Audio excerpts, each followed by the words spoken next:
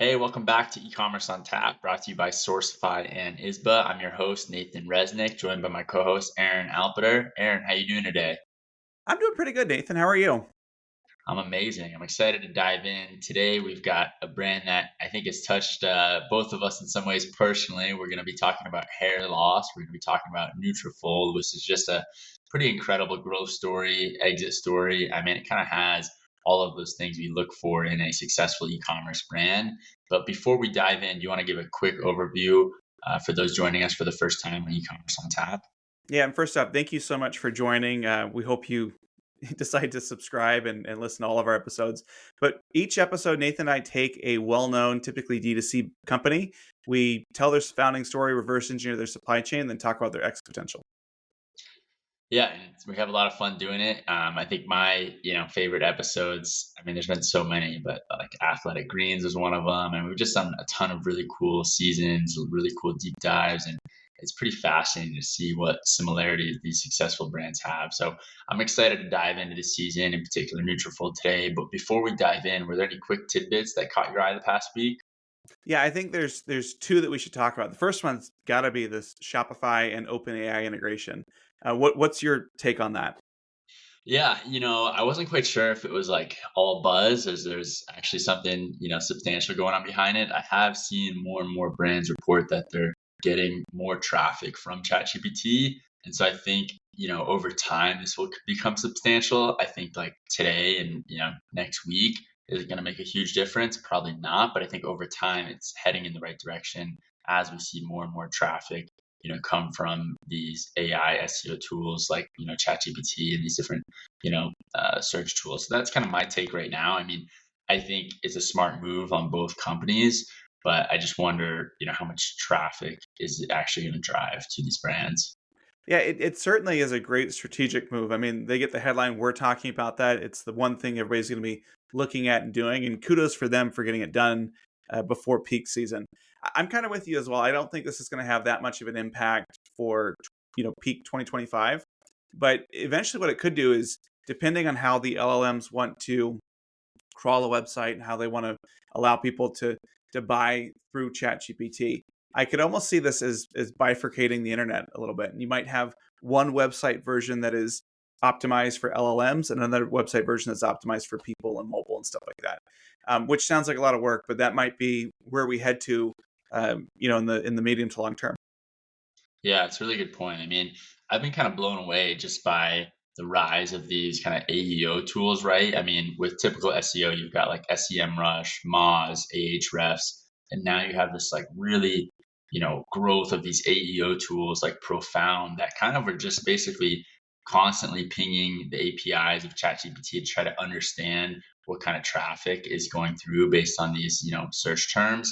And I mean, kind of the Wild West right now, I think, in terms of AEO, but a lot of people are, trying to obviously have impact there. And, even I also saw this past week that, Reddit kind of went down in the rankings in terms of what ChatGPT is actually, utilizing Reddit for when it comes to search results. So really interesting takes there. I think the other tidbit we've got to mention is the, new 100% tariff potentially being added to China. So that's just crazy to hear. What's your kind of first reaction there?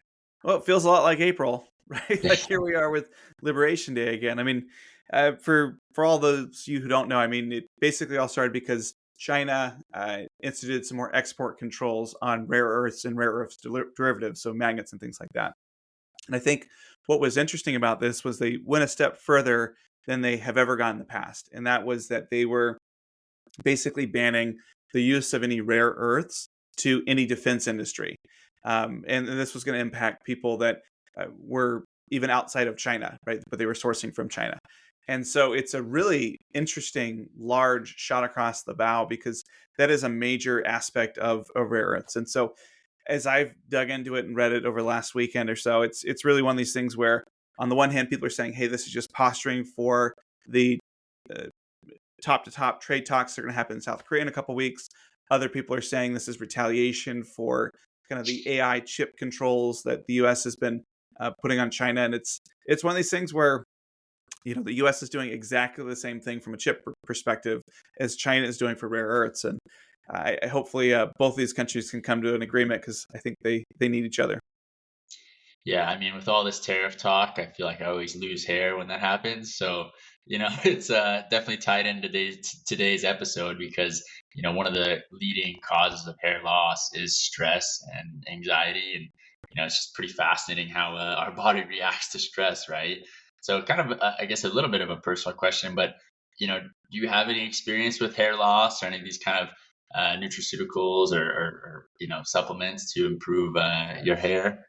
It's an interesting question because I think I have just gotten used to the idea that my hair is mostly gray, and I've got no desire to change or anything like that. In some ways, it works to my advantage. Actually, I remember negotiating with a factory, and they thought I was much older than I was, and so I think they treated me a little bit better. But I would say I didn't really have any concerns with hair loss up until about 6 months ago.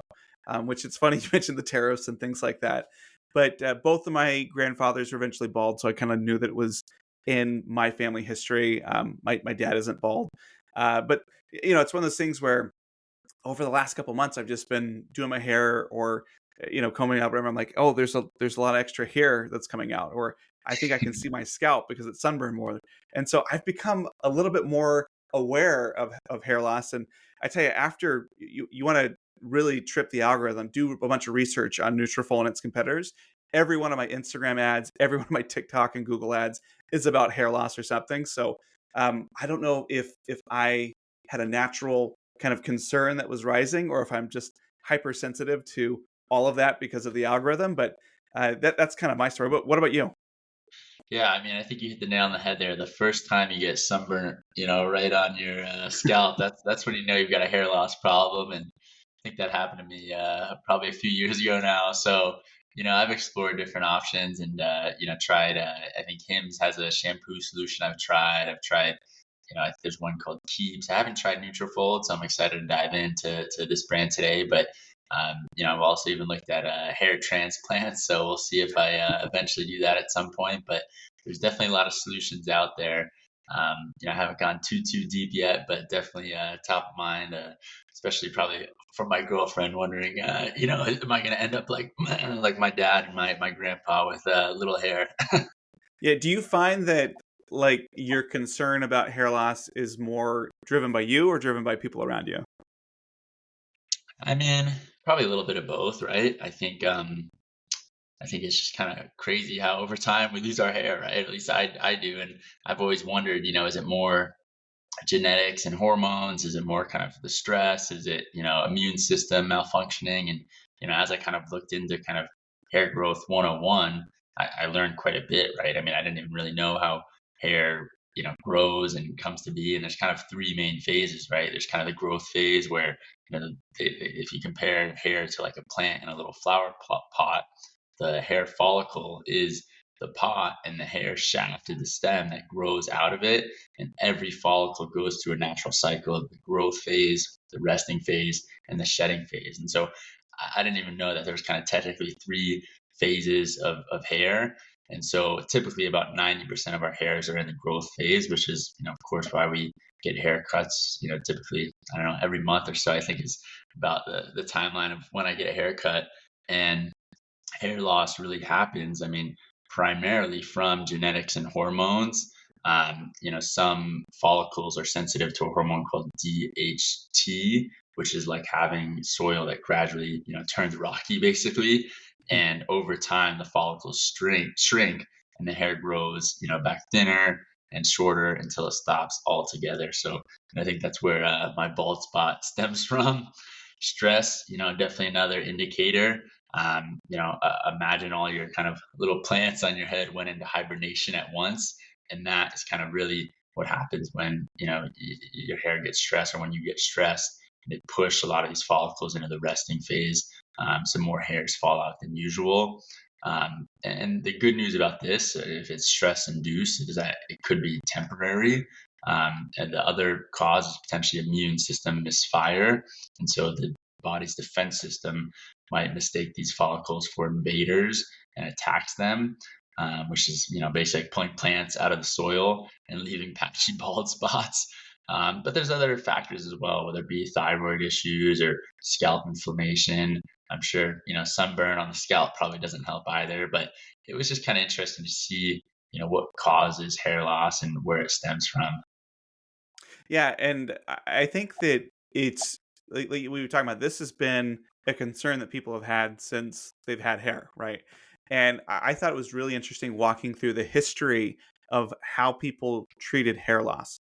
And as you look back at it and you kind of just zoom out for a moment, there's been two major levers that people have pulled historically. The first one is trying to block DHT, which is that hormone that you talk about. So to use your analogy, this is something that prevents the soil of your hair from hardening as fast. And so this is where drugs like finasteride come in. You've probably heard about finasteride if you've been in the hair loss space. So that's kind of the first thing. This other thing that they'll do is they'll try to stimulate the hair follicle, and so they try to keep that plant from continuously sprouting. And this is where drugs like minoxidil or even light therapy come into place, where they're trying to. So you've kind of got these two areas where they're trying to basically fix the soil or stimulate the plant.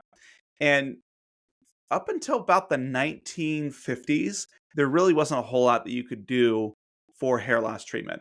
It was really just kind of one of these things that you accepted, and you became old and grandfatherly, and that's what it was. But in the 1950s to the 1970s, you really started to see the beginning of this transplant era. And there were surgeons that discovered you can move hairs from the back of your head, which are naturally just more DHT resistant, probably because of the lack of direct sunlight, to your thinning areas. And so they actually would take hair follicles from the back of your head and then put it on the top of your head. And these results were pretty pluggy. It was kind of like moving clumps of sod onto bare lawn. And so you can see that there was, new growth there, but it just wouldn't look right. It didn't look natural. And these sorts of hair transplants were very rarely offered to women. In fact, women usually experience diffuse thinning, a general loss of density, rather than getting bald spots like men. And that's what made kind of transplants less effective for women. It was like trying to patch the entire bare grass when the whole lawn is thinning. And so, this kind of plugging thing kind of worked. It was expensive, evasive, and just really cosmetic only. Once you get to the 1980s, you start getting to stimulants. And so I think as we think about supplements in general, this is where you start to see this growth of these sorts of things. Minoxidil was first approved in the 1980s, and it was originally a blood pressure drug. But doctors noticed that it made hair grow. And they said, hey, let's sell it for this. And this is kind of like giving fertilizer to your plants, to your hair. It didn't fix the soil per se, but it helps the sprouts hang on for longer. And eventually, minoxidil was approved for both women and for men. So this was really the first real mainstream treatment for female hair loss. But adoption was really mixed. You have to do daily application. It's messy. The results take months, and the great regrowth is really quite modest. And given the effort you put into. Then we get to the 1990s and 2000s, and this is what we refer to as the hormone blocker area. This is where finasteride was first introduced, which again blocks the DHT. This is the hormone that shrinks those follicles in genetic hair loss. And it was a breakthrough because it treated the root chemical of hair loss in men. The downside is there's a lot of potential side effects, not least of which is decreased libido. And so you kind of have this adoption that was strong but not universal for what people were trying to solve for. And while finasteride works by blocking DHT, because it impacts sex hormones, it was never broadly approved for women of childbearing age. And so, occasionally doctors might prescribe it off-label to postmenopausal women, but it really wasn't a mainstream solution. But the gold standard of hair loss treatment was really finasteride for men in this area. Then we kind of zoom up to the 2010s. You get this wellness area, which is where consumers start asking about, hey, what about these other things? What about my stress, my diet, my overall health? And this is really where solutions like Nutrafol come into their own. Instead of blocking DHT and stimulating growth, they want to attack the multiple ingredients aimed at the hormones.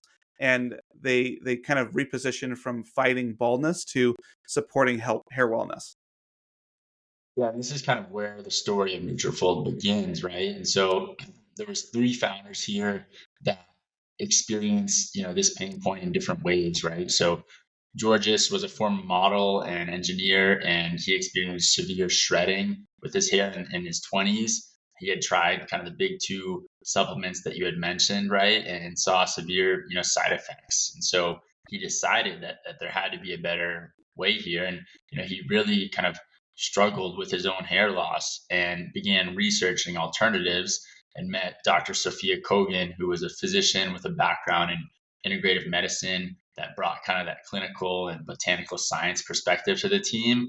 And then there was Roland Peralta, who was an entrepreneur as well as cancer survivor who had personal health challenges that made him passionate about this holistic approach. And so each of them really had their own experiences with hair thinning and approached the challenge from different, angles here.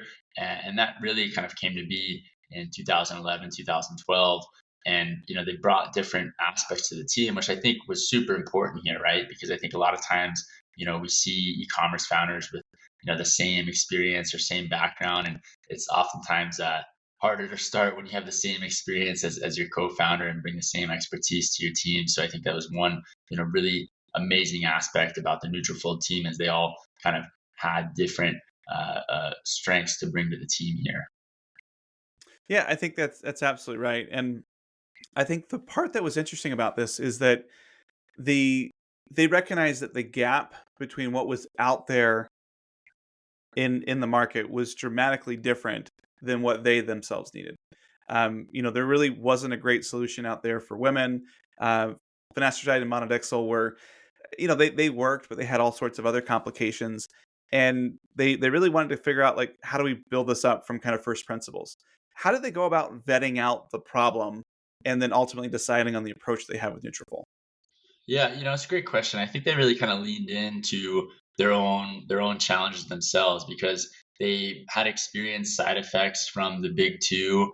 They realized that, hair loss has multiple triggers, right? It could be the hormones, it could be stress, inflammation, nutrition. I mean, there's a lot of different reasons as to why you lose your hair. But I think their big insight was really kind of to combine this pharmaceutical grade botanicals plus nutritional building blocks plus clinical testing to really legitimize a supplement in a category where trust was near zero, right? Because at this time in the market, there was kind of like, hey, you go the pharmaceutical route, or you go the kind of hair transplant route, or you maybe try these different natural ways that a lot of times hadn't been actually tested in a clinical environment. And so they conducted really several years worth of R&D to test a lot before formally founding the company in 2014 and then starting to sell a finished supplement online. And so, I mean, I think this was kind of this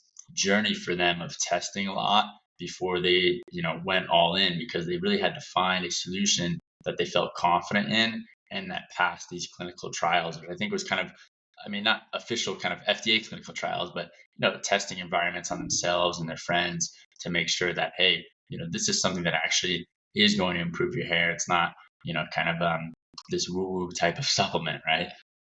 Yeah, and I think you bring up a good point because there were supplements that existed prior to Nutrafol, and they generally were just very generic hair, skin, and nails blends.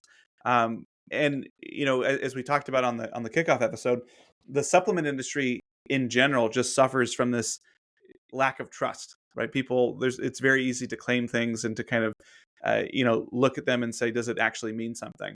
Um, I guess before we dive into how Nutrafol turned into this massive success, I think it's probably important to take a step back and look at the science for what they developed. I think the key thing here is that Nutrafol's idea was that hair loss wasn't caused by just one thing. And you can't just say it's DHT or it's stress. And so what they hypothesized, but it was really this combination of multiple triggers working together. And so there were four big buckets of root causes that they looked at. It was hormones, stress and cortisol levels, inflammation and free radicals, and the nutritional building blocks.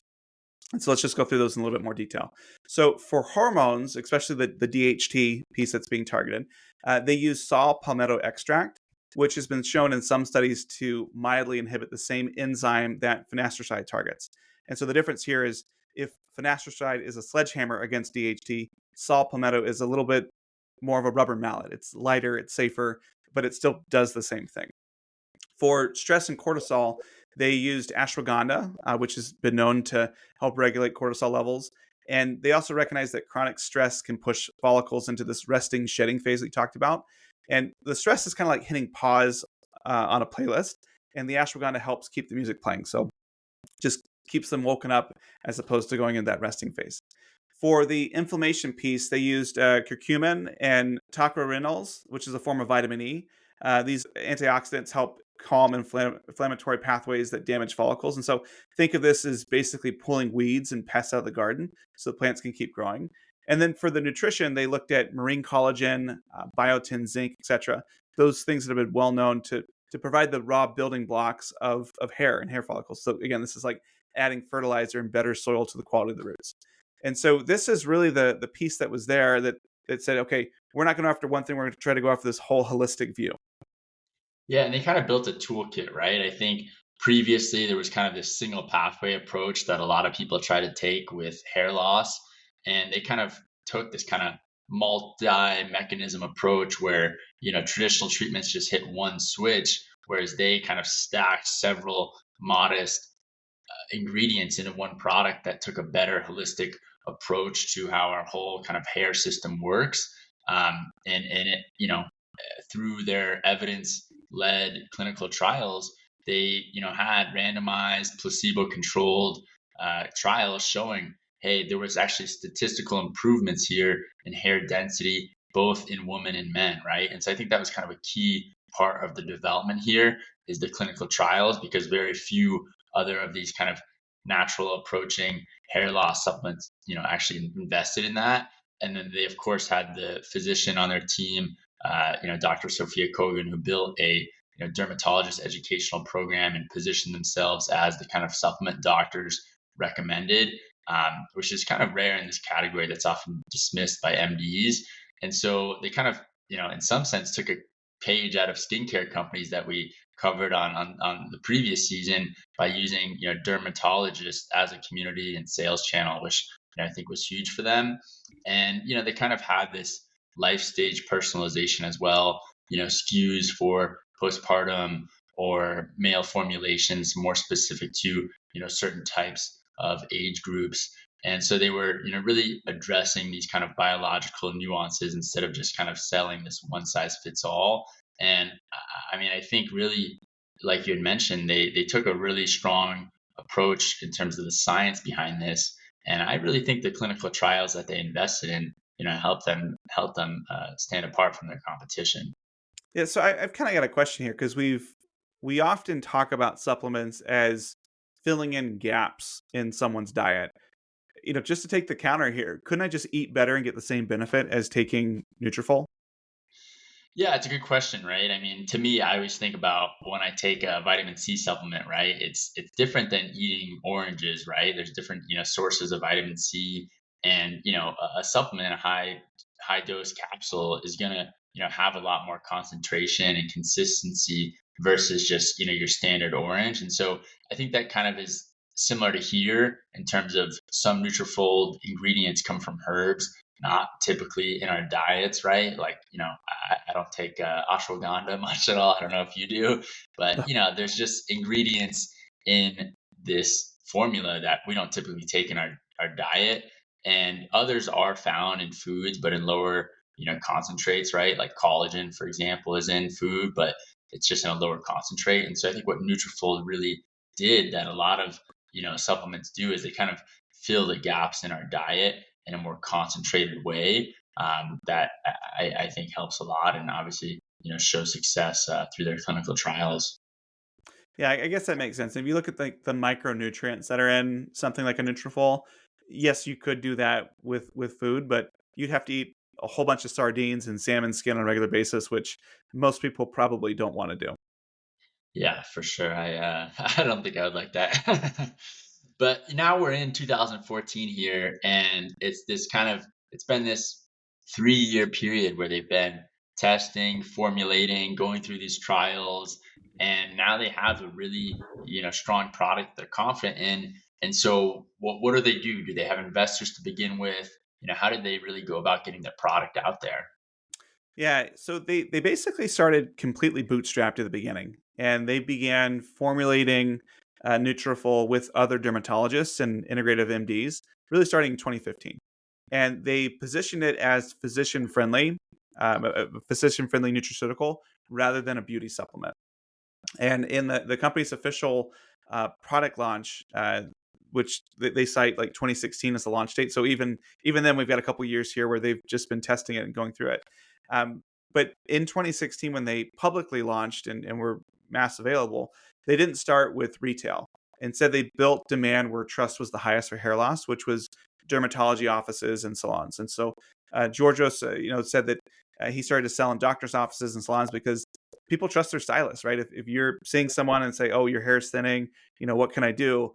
You're going to buy whatever they tell you to. And they say, "Oh, actually, there's this really great new supplement that has, can statistically improve the density of your hair." People are going to buy it. And so that was really their first flywheel. Again, just like you said, how a lot of skincare companies will launch in these dermatology offices. And so through the focus on dermatology and hairstylists, they got immediately legitimized in the categories that usually required prescriptions. So think, finasteride and minoxidil, you had to have a prescription to get it. Or you had these gimmicky OTCs, which, maybe work or didn't work. But they became a very cost efficient acquisition channel for them. And it was really retention levers. So as you went and saw your stylist, your dermatologist on a regular basis, they could tell you, "Oh, I can see it's thicker up here. I can see it's working. How do you feel?" And with a growing pro channel, they raised a Series A from Unilever Ventures, which they used to fund further clinical research and product development. And then they started to lean into medical salon e-commerce channels. And by 2018, these clinicals were done, and they were peer-reviewed, randomized, and double-blind, placebo-controlled studies, which were published in J Drugs and Dermatology, and it really just was this massive credibility unlock for them. And as a result of this work, one of their SKUs won Allur's 2018 Best Beauty Breakthrough of the Year. And this was a massive impact for consumer trust and PR. And it really led to this rapid compounding of growth in 2019. That's when they eventually launched a growth plan personalization flow on the D2C site.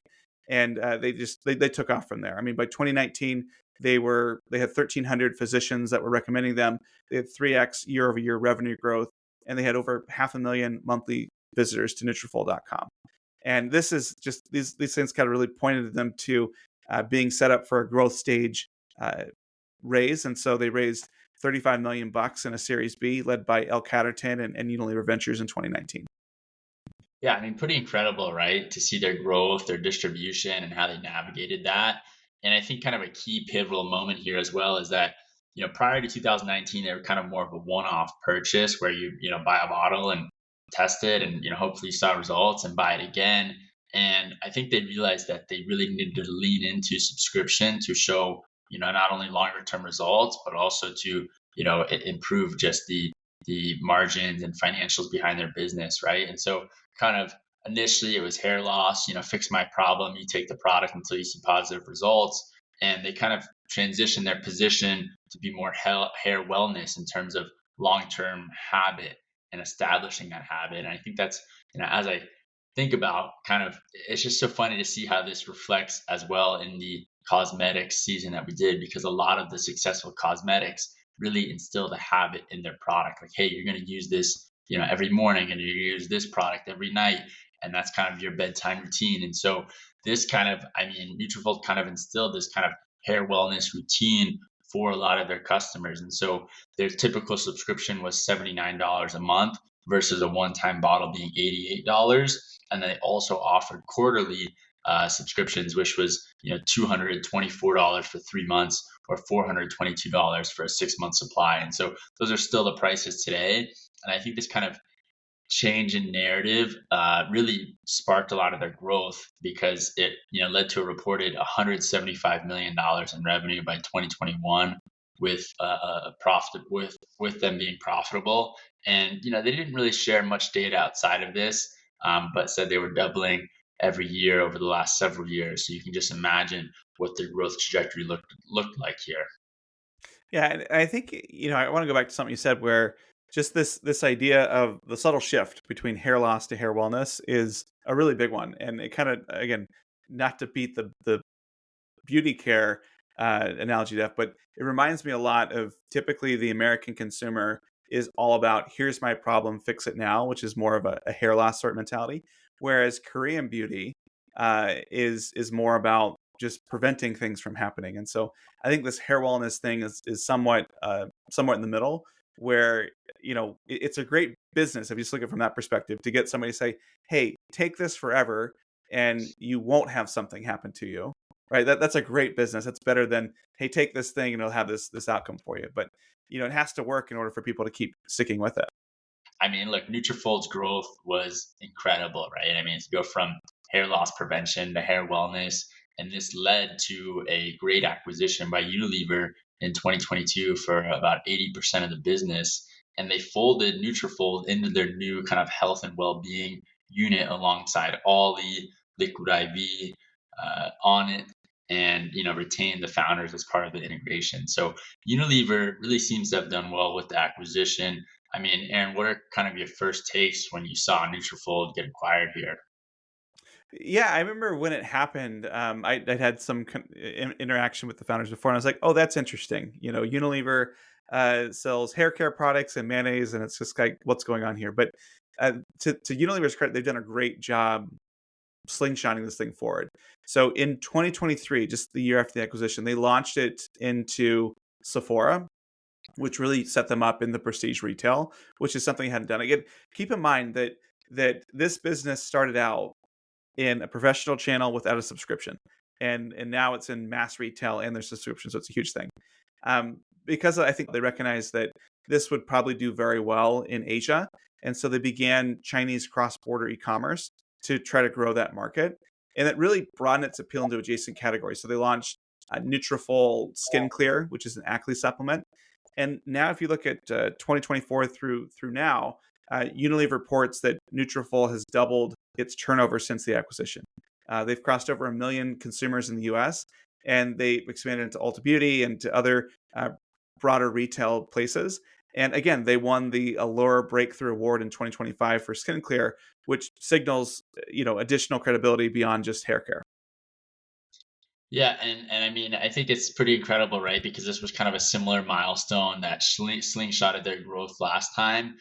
I'm curious if we're going to see similar results with this skin clear product. I mean, I think skincare and acne care is a much more contested market, a lot more competitors, and a lot of people, already have their routines in place.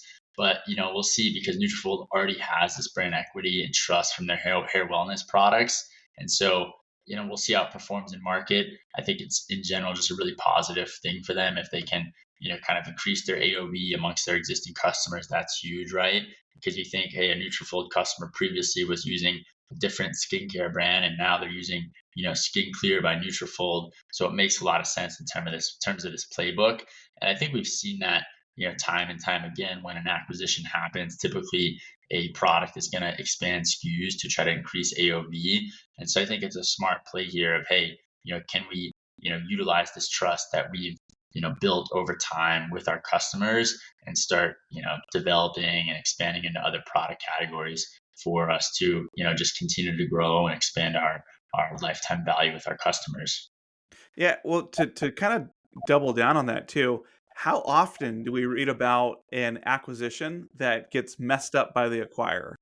Right? They like, jack up the prices, they kill the brand, they just do stuff that within a couple of years causes it to go the other direction.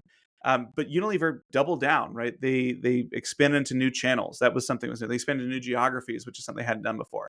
And then I think entering this new category, even though it's hotly contested, I think just shows how in this particular instance Unilever has handled this acquisition almost flawlessly, I would say. Yeah, for sure. I mean, it's really impressive to see how they've implemented and executed here. And I think Nutrafol is going to continue to grow. What did you see on their operations or supply chain? Were there any kind of takeaways from that?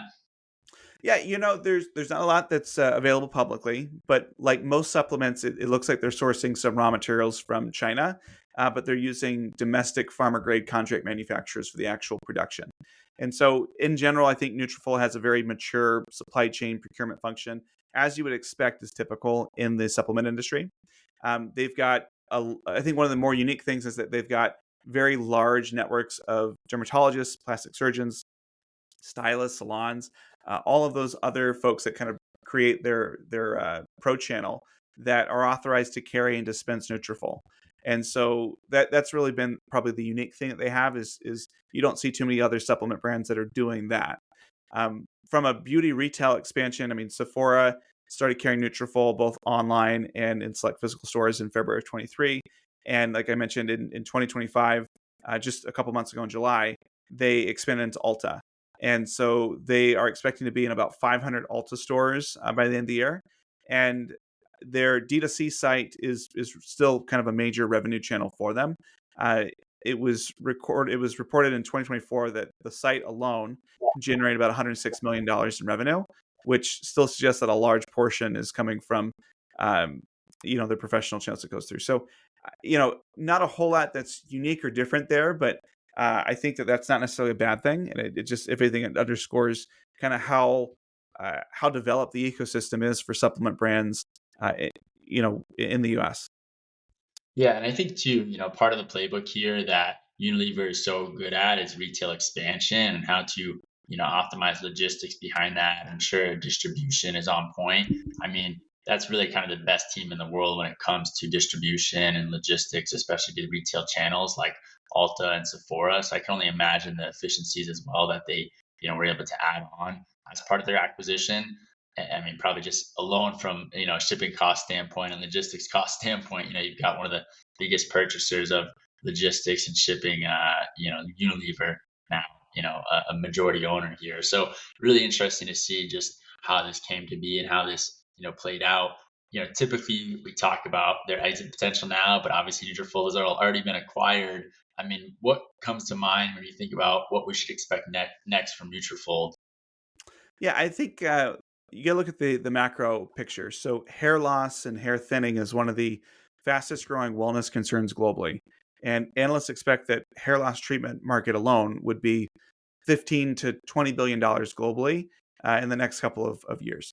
And so, of that section, right, which this will include the hair plugs and the transplants, all this sort of stuff, supplements and nutraceuticals are the fastest expanding segment within that. And so, if you look at other brands that Unilever Wellness has, they've got a pretty good playbook that gives us some expectation of what you should expect in the future. So, all brands that Unilever has scaled internationally, they've done so through retail distribution and other cross-border e-commerce pieces.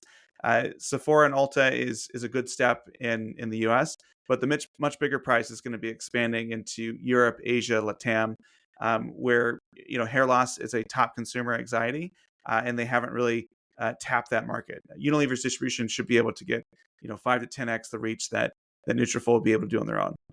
If you look at other examples from Unilever Wellness, Ollie did what, if they can do what they did with Ollie and vitamins, or what Liquid IV did in hydration, I think Nutrafol could be a $1 billion brand in the next 5 to 7 years, especially if they start stretching into adjacent hair wellness and skin wellness verticals. Yeah, I agree. I mean, I think the growth is going to continue. I could totally see this becoming $1 billion revenue brand, especially internationally. I mean, I think they've got a playbook that they're implementing here at Unilever, and so I think, as you said, expanding internationally is going to be a huge component here. Anything else come to mind with Nutrafold? Yeah, I think it's important to take a look at kind of the competitive landscape as well, because there are, I mean, if they are as successful as we think they're going to be, there's going to be other people who come in there. I think that minoxidil and finasteride are still kind of the number one and number two hair loss treatments out there.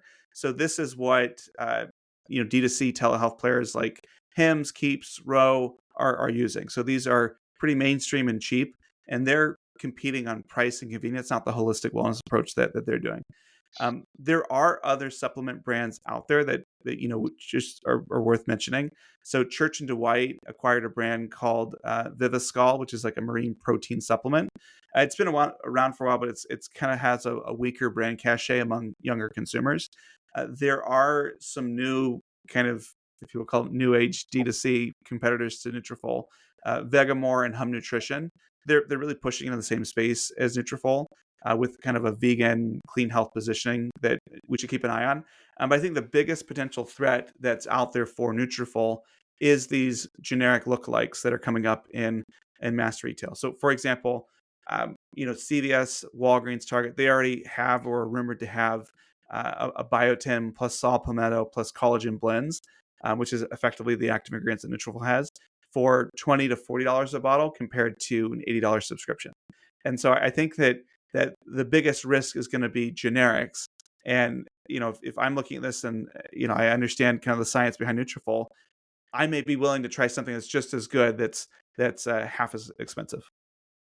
Yeah, and I mean, I know SourceFi had a decent sized supplement brand, kind of asked us to quote a very similar product here. And so, there's not necessarily anything like, fundamentally proprietary that somebody else couldn't put in their product that Nutrafol has, right? Obviously you have to kind of reverse engineer the formulation, but there is definitely the kind of challenges when it comes to generic and how that might take on some of the Nutrafol market here. I think especially, in these convenience stores, generic typically catches my eye a lot of times, right? Because I, look on the back, look at the label, and kind of the ingredients, look very similar, but obviously it's a lot less when you go the generic route in terms of cost. And so that's something that I think is always top of mind for these brands. And I think that's where Nutrafol here has to really invest in customer trust and loyalty. And I think that's, what they're really doing as they expand. But, I think as they invest in these different, peer-reviewed studies, there's definitely, improvements that show in hair density and quality. I mean, as I researched Nutrafol, I was like, maybe I think I might go buy some Nutrafol myself and give it a whirl. So we will see. Yeah, I think you're absolutely right. And with the generics in general, usually what happens is let's suppose you pick Nutrafol, you pick anybody else.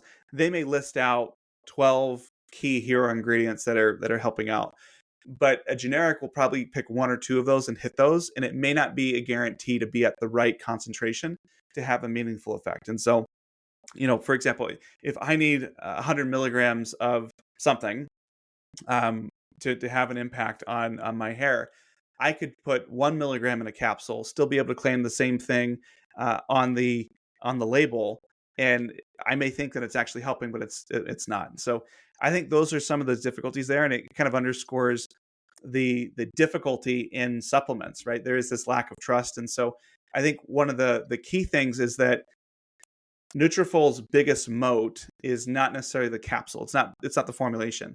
It's the clinical evidence. It's this physician halo. I was talking with an expert in the supplement space who's been around for 25 years, launched a bunch of brands, consulted for a bunch. And I asked him, like, what do you think about it here? He's like, well, all I know is that all of the dermatologist clients that I have, they recommend Nutrafol when I ask about what's out there. And so that is a huge advantage that's out there. And so I agree with you. I mean, staying clinical first is going to be kind of a key thing for them. Yeah, I agree. And I think that's what Nutrafol needs to continue to do going forward to maintain its edge.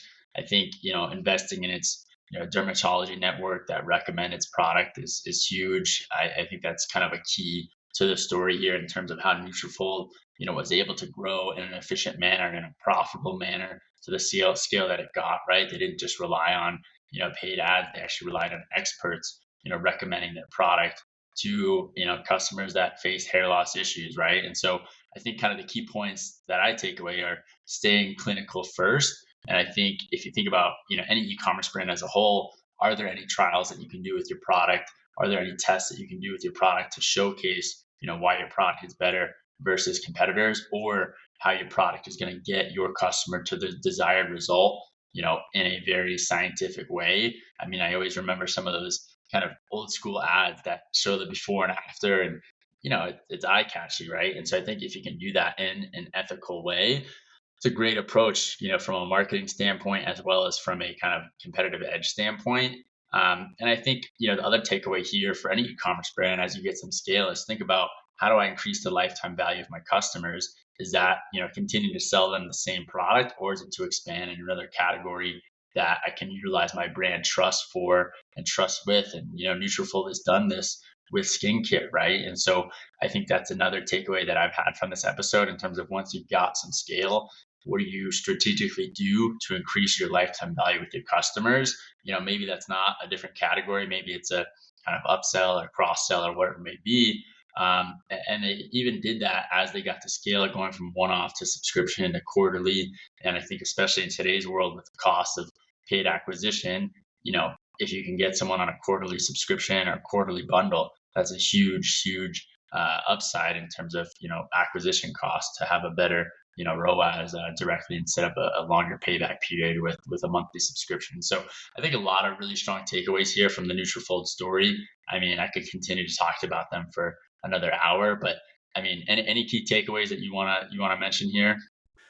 I would just echo what you had, and maybe just add the power of positioning. Again, I think that going from hair loss to hair wellness is a pretty big coup. I mean, to get people to go from, "Hey, I'm going to take this until my problem goes away," to "I'm going to take this so I don't have a problem," is a big shift. And so I know that that probably wasn't an easy thing, but being able to show the impact and being able to get people to come along for that journey just had a huge impact to their trajectory of their business.